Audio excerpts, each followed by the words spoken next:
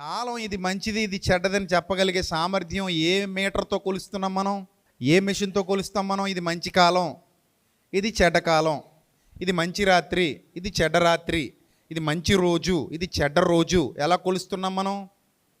ఏమైనా మీటర్ ఉందా? బీపీ ఎంతో చెక్ చేయడానికి బీపీ మెషిన్ ఉంది, షుగర్ ఎంత ఉందో చెక్ చేయడానికి షుగర్ మెషిన్ ఉంది, బరువు ఎంతో చెక్ చేయడానికి వేయింగ్ మెషిన్ ఉంది. కాలాన్ని చెక్ చేయడానికి నీ దగ్గర ఉన్న మెషిన్ ఏంటి చెప్పి నాకు? ఉందా? లేదుగా, లేదు కదా. మరి ఈ పిచ్చి ఎవరు ఎక్కించారు మనిషిలోనికి? మనిషే ఎక్కించాడు. ఈ పిచ్చి మనిషిలోనికి మనిషే ఎక్కించాడు. అందుకే అమ్మో ఇది మంచి కాలం కాదండి, ఇది చెడ్డకాలం, ఈ కాలంలో ఇలా చేయకూడదండి, ఈ రోజు రాకూడదండి. ఇప్పుడు మిమ్మల్ని అడుగుతాను, మంగళవారం హార్ట్ అటాక్ వచ్చింది అనుకో, హాస్పిటల్కి వెళ్తావా వెళ్ళవా? అబ్బాయి ఈరోజు మంగళవారం అండి వెళ్ళకూడదంటావా? ఏం చేస్తావు? వెళ్తావా వెళ్ళవా?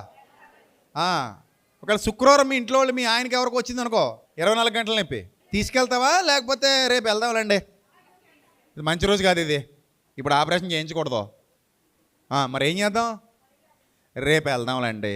పక్కనే జిఎస్ఎల్ మనకి, పక్కనేనా, దగ్గరే కదా. అయినా కూడా అబ్బే ఇప్పుడు కుదరదు, తర్వాత చూద్దాంలేండి, ఇది డేట్ మంచిది కాదు, రోజు మంచిది కాదు అంటామేంటి? అంటామా? అనంగా అంటే ప్రాణాల మీదకి వస్తే మంచిలు లేవు, చెట్లు లేవు, అమ్మాసలు లేవు.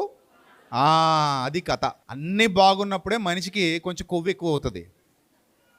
ఎప్పుడైతే కరెక్ట్గా దెబ్బ తగులుతుందో అప్పుడు అన్నీ కనుమరుగు అయిపోతాయి, సెటరైట్ అయిపోతాడు. అందుకే పొల్లొంకర పొయ్యి తీర్చాలట. పొల్ల ఎలా ఉంటుందట? వంకర డెంకరగా ఉంటుందట. కరెక్ట్గా పొయ్యిలో పెట్టేసరికి ఏమవుద్దట? అది సరిగ్గా సెట్ అయిపోద్దట. అలాగా మనిషి కూడా అన్నీ బాగుండి 4 రూపాయలు ఆడుతున్నాయి, జేబు నిండా ఉన్నాయి, గలగలగలమంటున్నాయి, ఒంటి మీద బంగారం తలతలమంటుంది, నోట్లోకి 4 వేళ్ళు వెళ్తున్నాయి, చక్కగా తింటున్నాడు. అప్పుడు అక్కలేనివన్నీ గుర్తొస్తాయి, పనికిరానివన్నీ గుర్తొస్తాయి, మూఢనమ్మకాలన్నీ పెట్టుకుంటాడు. అంతేనా? ఎప్పుడైతే గట్టిగా దెబ్బ తగులుతుందో, దెబ్బ తగలగానే బుద్ధి వచ్చేద్ది అనమాట, బుద్ధి వచ్చేద్ది. కాబట్టి దినములు చెడ్డవి అంటే మన లెక్కల్లాగా మంగళవారం చెడ్డది, శుక్రవారం చెడ్డది, బుధవారం చెడ్డది, ఈ మాట ఎప్పుడు మన నోటి వెంట రాకూడదు.